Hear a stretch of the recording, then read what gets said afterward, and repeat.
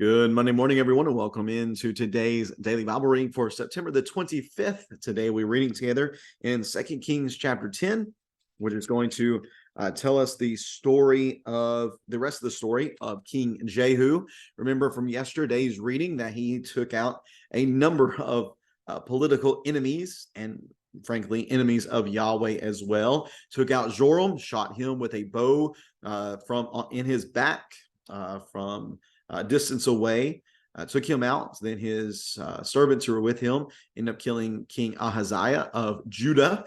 And then finally, the judgment was rendered against evil Jezebel, and her body was desecrated there by the tramplings of horse and by the eating of dogs. Pretty horrible way to go, yet such is the fate of those who are wicked and rebellious against Yahweh. Let's read together here in chapter 10, where we're going to see Jehu continue to render judgment against the rest of the house of Ahab. Here in 2 Kings chapter 10 and verse number 1, since Ahab had 70 sons in Samaria, Jehu wrote letters and sent them to Samaria to the rulers of Jezreel, to the elders and to the guardians of Ahab's sons, saying, your master's sons are with you, and you have chariots, horses, a fortified city, and weaponry.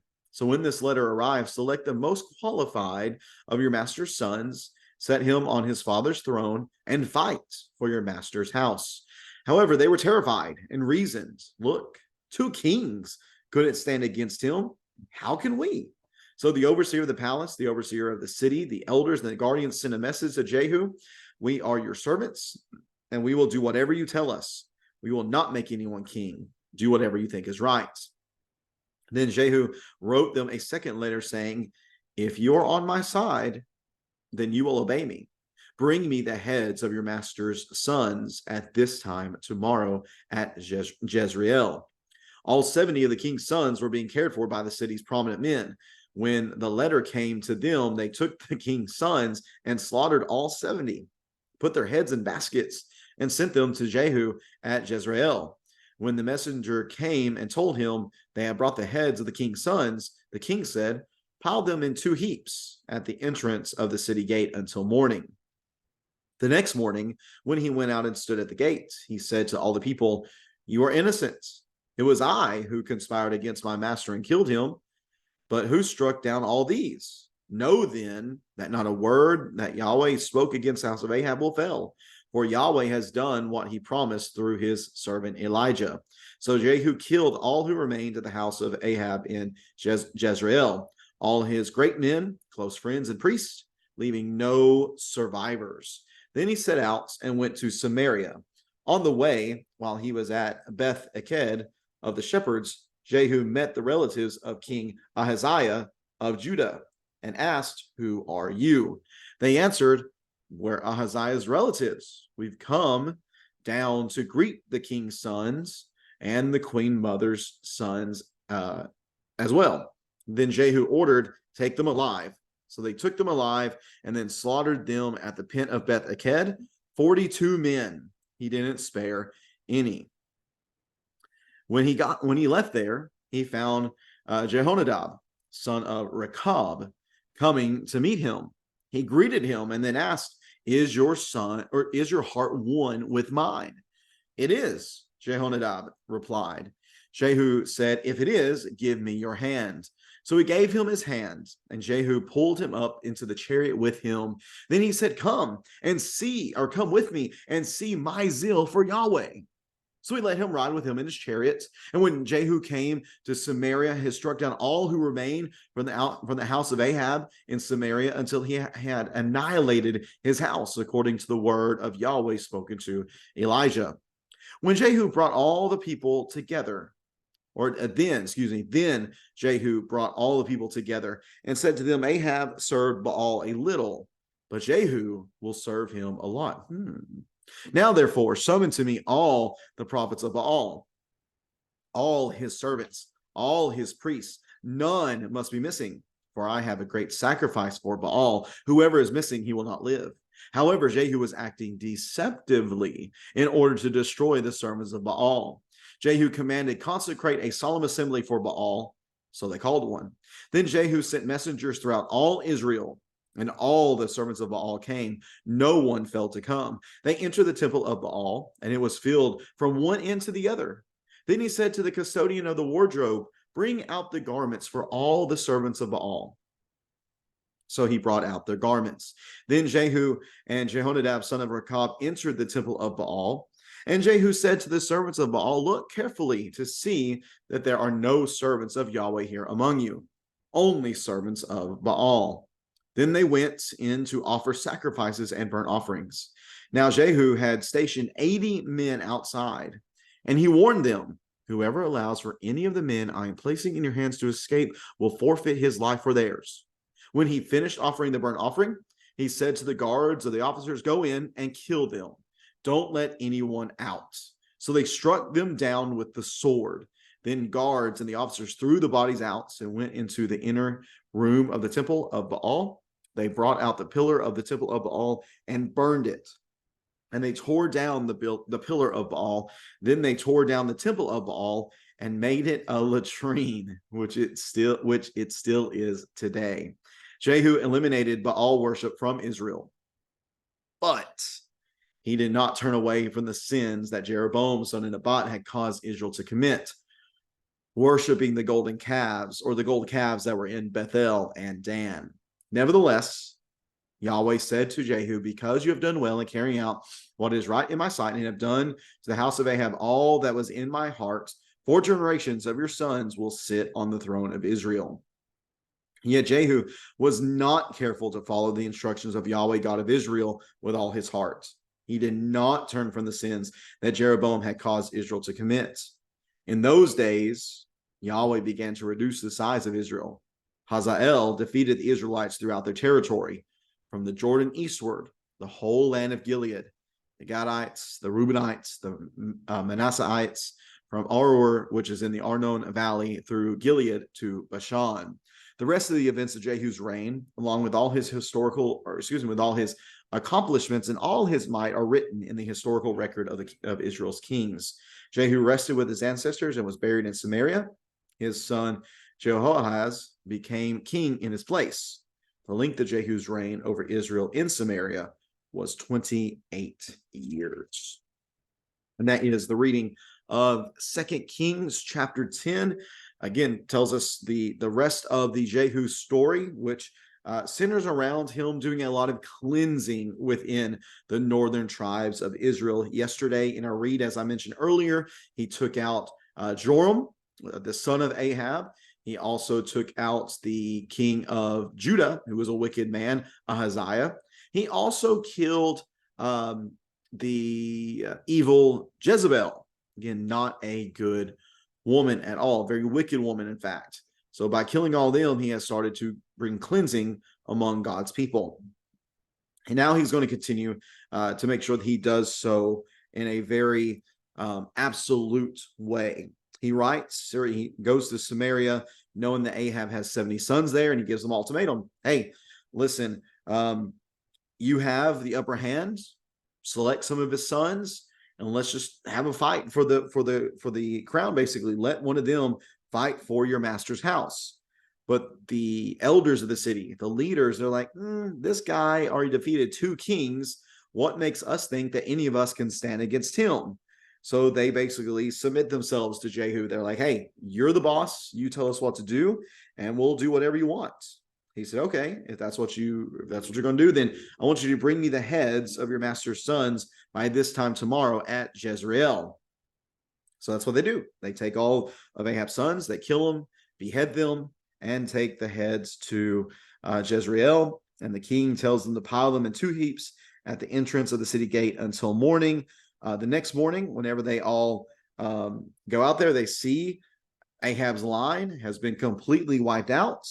And he says that this is the word that Yahweh spoke against the house of Ahab, that it will fail, for Yahweh has done what he promised through his servant Elijah. He goes and kills the rest of those who are associated with Ahab, his great men, his close friends, his priests, leaving him no survivors. Again, total destruction of Ahab's house is what Jehu is after. He then goes on the road to Samaria. While he's on that road, while he's at Beth Eked, he ends up meeting the relatives of King Ahaziah of Judah. And he's like, hey, who are y'all? And they seemingly are just completely oblivious to everything that has taken place, which makes sense. The communication there, nothing like what we have today. Word traveled extremely slow. So they say, oh, well, we're Ahaziah's relatives. We've come to greet the king's sons and the queen mother's sons. Again, they have no idea what's taking place. So Jehu orders that they be taken alive. So they took them alive and then slaughtered them at Beth Eked, 42 men. He didn't spare any of them. Again, total destruction. Now, some question whether or not this was the proper thing for Jehu to do. Remember, very zealous. Basically, he takes out one of y'all. He's going to take all of y'all out. So was this the right thing to do? I'm not really sure. Not really sure if this was something that Yahweh intended for him to do, or if this was him just, again, being overzealous in some way. But he goes from there, and he ends up running into a guy named Jehonadab, who's the son of Rechab. You might recall the Rechabites from Jeremiah chapter 35. They are commended for taking a stand against the paganism that was in Israel at this time. That's who this man is. And Jehu wants to know, are you with me? Are we on the same side? And Jehonadab says, yes, we are. Our hearts are one. So Jehu ends up takes him into the chariots and says to him, come with me and see my zeal for Yahweh. I wonder, is this Jehu being prideful? Is this him trying to impress this man who seemingly had some influence within Israel at this time? I don't know. It's a good question. Quite possibly, Jehu was getting at this time a little too big for his britches, not exactly having the proper mindset. But again, once Jehu gets to Samaria, he strikes down all who remained in the house of Ahab, which again was what he was supposed to be doing. He annihilated all the house of Ahab, and Yahweh's word that he had spoken through Elijah certainly does come to pass. Well, now Jehu also has another issue that he wants to address, and that is the Baal worship that is present within Israel. Remember, there was different levels of paganism within Israel during the time of the divided kingdom. Initially, it was just paganistic worship of Yahweh, which is what we're going to see them get back to. But during the days of Ahab, things got extremely bad to where it was just straight up worship of pagans, straight up worship of the Baals and the Ashereths. So Jehu is going to address that as well. And the way he does that is by feigning to be a worshiper of Baal himself. He's like, let's gather up all of the prophets of Baal. Ahab served Baal a little, but you're going to see how I serve Baal a lot. So gather up all the prophets of Baal, all of his servants, all of his priests. Let's bring them all together. Let's have a solemn assembly. Let's offer up tons of worship and sacrifices to Baal. So they're all gathering together. They're all ready to go. And yet Jehu, again, is deceiving them because he has, let's see here, he has 80 men. Verse number 24 says he has 80 men who he has set up to kill all these worshipers of Baal. And he wants to make sure he double checks in verse number 23 that there are no worshipers of Yahweh here. He just wants worshipers of Baal because, again, that's who he wants to serve. But he set up these 80 men so that they can wipe out all the worshipers of Baal and completely cleanse them from the place. When he finished offering the burnt offerings, he said to the guards and the officers, go in and kill them. Don't let anyone out. And that's exactly what they did. They went in and killed all these worshipers of Baal, all the pagan worshipers. They throw the bodies out, and then they go into the inner room of the temple of Baal, what might be understood as the holy place of Baal. They bring out the pillar of the temple. They burn it. They end up tearing down the pillar of Baal. They tore down the whole temple. They completely leveled it to the ground. And what is probably one of the funniest things in Scripture, one of the funniest things is that they turned it into a latrine. They turned it into a toilet. The temple of Baal is used for exactly what it should be, desecration, and it turns into toilets. And the text says that at the time of the reading, or at the time of the writing of 2 Kings, again, we're probably looking into the time of captivity. At that time, it still was a toilet. So he is now wiped out. He's wiped out all of the household of Ahab, all the way down to his descendants. He's wiped out all of the religious influence of Ahab. All the Baal worship is over. It's done. He eliminated Baal worship from Israel, which was good. But verse 29, he did not eliminate paganistic worship altogether, because there was still paganistic worship of Yahweh. Remember, two different things that we have here. We have the sin of Jeroboam, which is the paganistic worship of Yahweh. We have the sin of Ahab, which is just paganism, pure and simple. So Jehu gets rid of that, but he does not get rid of all of the paganistic worship of Yahweh. There were still worship of the golden calves that were at Dan and Bethel taking place.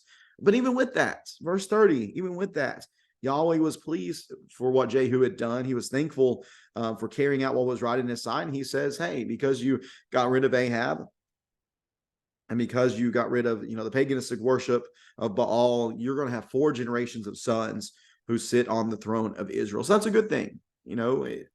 This was a positive step in Jehu's life. But unfortunately, 31 tells us that he was not careful to follow all the instructions that Yahweh, God of Israel, had given him with all of his heart. He did not turn from the sins of Jeroboam. Again, there's still paganistic worship of Yahweh. And Hosea chapter 1 verse 4 gives us a condemnation of Jehu for this type of worship. Now, because of this, again, because there's not complete faithfulness to Yahweh, we see that what Elisha had previously told Hazael, that you're going to, be a king in Aram, and you're going to cause terror upon God's people. We end up seeing that coming to pass here in verse 32, the beginnings of that, where he begins to reduce, or Yahweh begins to reduce the size of Israel. He does that at the hand of Hazael, taking part of the land of the people, taking the land of Gilead, take the land of the Gadites, the Reubenites, the Manassites, taking all this from them. And we're just going to see Israel continue to get chipped away at. But then finally, we get to verse 34, which just tells us this is all the end of Jehu's reign. He reigned for 28 years. And then his son, his son Jehoahaz ends up being king in his place. So what do we think about Jehu? He's a very interesting character, complicated in some ways as well. Well, we could probably just understand that he is the best of a bad group. He is the best of the worst whenever it came to Israel's kings. Granted, all of Israel's kings were evil in one way or another. There were no kings that we would probably say, for the most part, were good, like we might say about some of Judah's kings. But he probably was the best of the worst. And we can appreciate the good that he did. Yet at the same time, we should recognize some of the failures that he had, and use that as an example for us. That, we might do a lot of good in our lives, but we need to make sure to do everything we can to eradicate from who we are things that are against God. We know that in the last day, it's not going to be us standing before God and just seeing whether or not our good outweighed our bad. That's not how God judges us. God judges us by our faithfulness. So let's focus on that. Let's focus on every part of our lives, giving that to God, sacrificing it for God, living our lives in a way that pleases God in its totality, not compartmentalizing ourselves. And, I'll give God, all this, but I'm going to keep some of this other stuff back for myself. No. It needs to be all given to God. So in the last day, what we could be remembered for is our faithfulness, and that alone. If you have any questions or comments about this text, please feel free to leave that in the comment section below. I appreciate you taking some time to read along with me today on this Monday. Tomorrow, we're going to read chapters 11 and 12 of 2 Kings. Chapters 11 and 12. Hope you can tune in then. Have a great rest of your Monday, everybody. Take care. God bless.